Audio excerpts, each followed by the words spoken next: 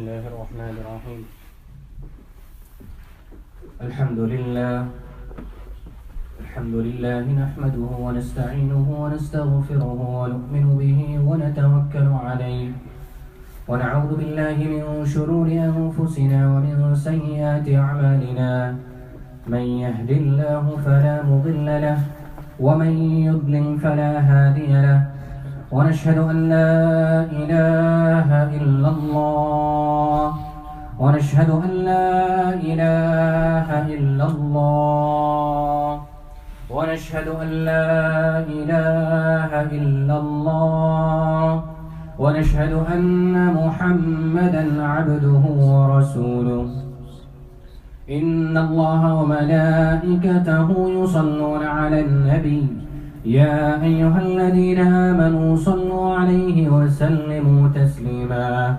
اللهم صل على محمد وعلى آل محمد كما صليت على إبراهيم وعلى آل إبراهيم إنك حميد مجيد. اللهم بارك على محمد وعلى آل محمد كما باركت على إبراهيم وعلى آل إبراهيم إنك حميد مجيد. قال الله تعالى في القرآن المجيد والفرقان الحميد بعد أعوذ بالله من الشيطان الرجيم. بسم الله الرحمن الرحيم. يا أيها الذين آمنوا قوا أنفسكم وأهليكم نارا وقودها الناس والحجارة عليها ملائكة غلاد شداد لا يعصون الله ما أمرهم ويفعلون ما يؤمرون. صدق الله العظيم. السلام عليكم ورحمة الله وبركاته. When we look into our lives and we ask ourselves, who do I love the most?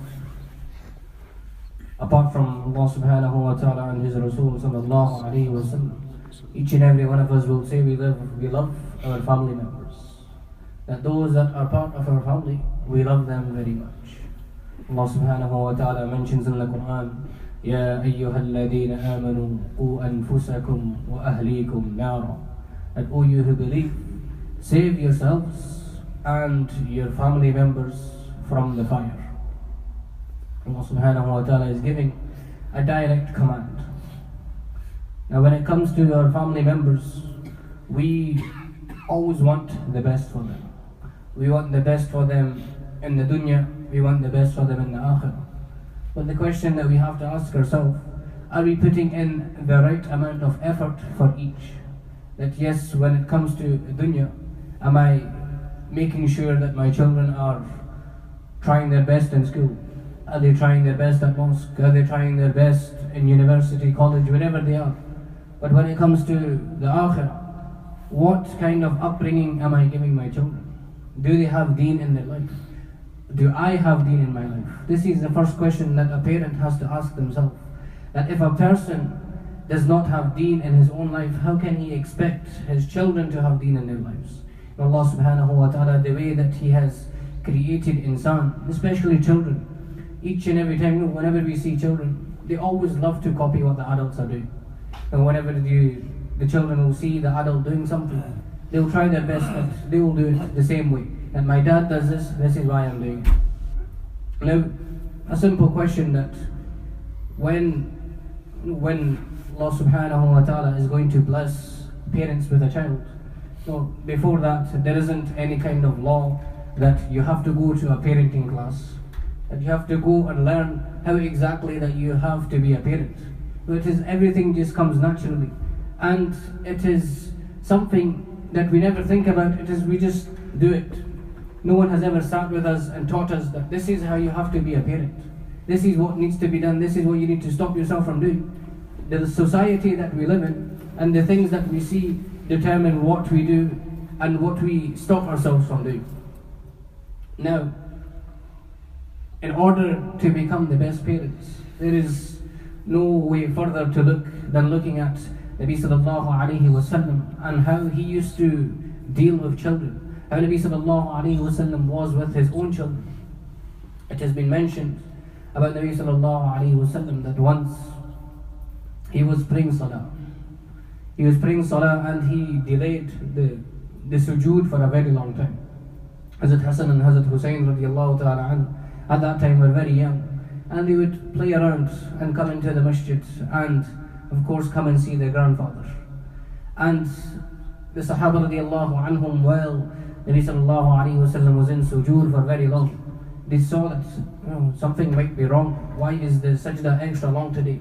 So after salah, Nabi sallallahu alayhi wasallam was asked that why today we saw something new, that the sujood was much longer than it is usually. Nabi sallallahu alayhi wasallam said that Hazrat Hassan and Hazrat Hussein, both of them were on my back. They were both on my back and they were playing. I waited for them to finish playing, and then when they came off my back, that is when I came back up from sujood.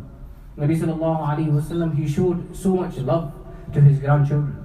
Another thing that Nabi sallallahu alayhi wasallam, he would always try his best. And whenever Nabi sallallahu alayhi wasallam would walk through the streets of Medina, whenever he'd walk through the streets of Makkah and he saw children, he'd go to them, he'd speak to them, and he'd play with them. Our deen isn't just worshipping Allah and staying in the masjid and doing as much ibadah as possible. There are many different types of ibadah. And a person who shows love, nowadays there's a lot of different ways that are used in order to try and bring up the children. One way that a mother, she will call her child, say, come here, I've got something for you. Come here, I'm going to give you something. And then when the child comes, she gives them nothing at all, and she'll have got you. So she does whatever she needs to do with them. This is something which is used a lot, but it is, Islamically, it is not allowed. We are teaching our children to lie. And when they see their parents doing it, the mom saying, come here, I've got something for you. And then once she comes, they grabs the child, and then he gets nothing in return. So it brings the confidence of the child low.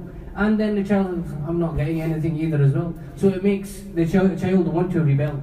That, why should I listen to this woman? Yes, she's my mom, but whenever she calls me, I get nothing. So this is some small things which we have to think about. All the smallest actions are what we can improve on.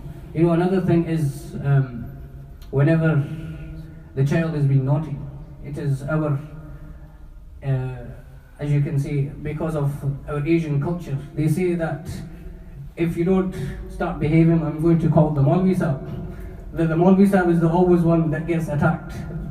The one who is the Imam, he gets attacked. That is why when children from a young age, they're always scared of coming to the masjid, and when they see the Imam, they go, oh no, this is the guy that my mom and dad used to always talk about. He's the one that's going to beat me up if I do something wrong. And of course, if I was to ask some of you elders who, probably the 20 to 30 year olds, when you were learning your Quran, how the teachers used to deal with you, of course, I can see some nodding over there. That is how they were dealt with. Again, these are things which are completely against Islam. Now, this is not the way of teaching a child. Teaching a child has to be taught with love. If you teach a child with love, then the child, it will have the love for Islam and his deen. It will grow in the child's heart. But if you force something onto them, never will they enjoy it. That I have to do this. Instead of forcing it upon them, we explain to them exactly why this is the reason to do something. It is, we are living in a time when children, they never even get to see their parents as much. And whenever they do get to see their parents, then the parents, there is not that connection that should be. Once a child, he went to his father and he asked his father, Dad, how much money do you make? How much money do you make an hour? His dad got really angry and gave him a slap on the head. Who are you to ask me this question? Why do you need to know how much money I am making? So after the kid, he started crying and he went and he ran away to his room. So later on, the father, he started feeling a bit sad. He goes, maybe there's a reason why he asked that he wants money from me. Well, I should go and ask what is the reason. So the father went up to the room and he asked his child, son, I'm sorry for hitting you, I just got angry. What is it that you need the money for? Why are you asking for money? So Again, the son, he asked that, I just want to know, how much money is it that you make? He said, son, I make £100 an hour. Oh, mashallah. Great job he's got there. You make £100 an hour. So the son, he pulls out £50 from under his pillow, and his dad slaps him again. Because you're asking me for money, and you've already got the money there. Why are you asking for money? He said, Dad, I need to borrow £50. Why do you need to borrow £50? He said, Dad, so I can have the £100, so I can get 1 hour of your time. This is a story that a son, he loves to be around his father. He wants to spend time with his father. But because his father is so busy working, and then when he is not working, he's busy catching up and relaxing himself, he forgets about his children. That this is a very important part of our deen as well. That spending the time with our children. If we are not going to do the upbringing of the children, who's going to do the upbringing of the children? Especially in today's day and age when we have so much technology, these iPads and TVs and everything. It is the worst thing that could have ever happened. But it can be used in the best way as well. There are many good uses that we can put the social media into, and the technology that we have. Today we have these channels and things that we can watch, the children can watch, they can learn Arabic, they can listen to the stories of the prophets, everything. There is so much that can be done, but there has to be some kind of limit. We have to show them how to use it. If an adult, nowadays adults are so busy with their own lives, the adults want to do their own things, that they give the iPad or the phone to the child, go, you do what you need to do, and I'll do mine. And now who knows what they'll be watching on the iPad and the phone and all the things that come up. This is where we have to understand that we have to do the upbringing of our children. Nabi sallallahu alayhi wa sallam, he mentioned in a hadith that a person, a man, he is in charge for his flock. A man is like a shepherd. All of his family members are his flock. And each and every one of them, he has to, the way that he makes sure that all of his children are getting the best of everything in the dunya, he has to do that for the akhirah as well. That what am I doing for my child to be successful in the akhirah? If a person, he is not doing as much as he is doing for the dunya, then he is going to fail. And then in front of Allah subhanahu wa ta'ala, which answer is he going to give? Allah subhanahu wa ta'ala will ask the child that, why did you not do this? Why did you not pray your salah? He said, I never saw my dad ever praying salah. Why should I pray my salah? I didn't have the right role model. So each and everything is going to come back to us. When a person becomes a father, it is one of the greatest feelings that you can ever feel. This person, this little baby in front of you, it is your own flesh and blood. And you do not want any kind of harm to reach them. Now, if we look and we think about the akhirah, we all know about Jahannam. How hot the fire is going to be. We give the example all the time. If a mother, if a father was to see their child running towards some fire, what will they do? They'll quickly grab them and pull them back. Say, no, don't go there. It is not for you. The same way the way that today lives that are being lived, it is not the way according to Islam, according to the Sunnah. It is upon each, like Nabi sallallahu alayhi wa sallam mentioned in a hadith, that when a child reaches the age of 7, we should command them to pray salah. We should command them to pray salah. Get it into them, a habit from a young age. What happens is, many a times the parents say, oh, he's still young. So okay, when he gets a bit older, then we'll start making him pray. But when he gets to that stage, 12, 13, 14, then it's too late. He's like, oh well, it's not a habit, he's not been doing it for a while. So then he forgets about it. This is where it's difficult. But if we get into a habit from a very young age, then things are very easy. The same way that we're waking up early for Fajr. A person who wakes up early for Fajr, for that person it's very easy to wake up early in the morning for work. He'll never have any problems waking up for work because he's into that habit. This is why Allah subhanahu wa ta'ala has given us this deen that we have. It is there for us to follow it. The deen has to be followed. Today we have so much knowledge. We know everything about our deen, but there is no action. We know everything. If I was to ask somebody some questions about something, they'll tell me everything. But if the question is asked, are you acting upon it? Then there will be a difficulty that, no, I'm finding it difficult. This is the main thing. Ilm, we all have ilm, but where is the amal? Allah subhanahu wa ta'ala will not ask us, but how much knowledge did you have in the dunya? He will not say that. He said, all the knowledge that you have, what did you do with it? Did you act upon it or not?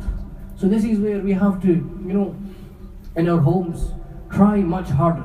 That sit with our children. Small things like having lunch and dinner together is very big.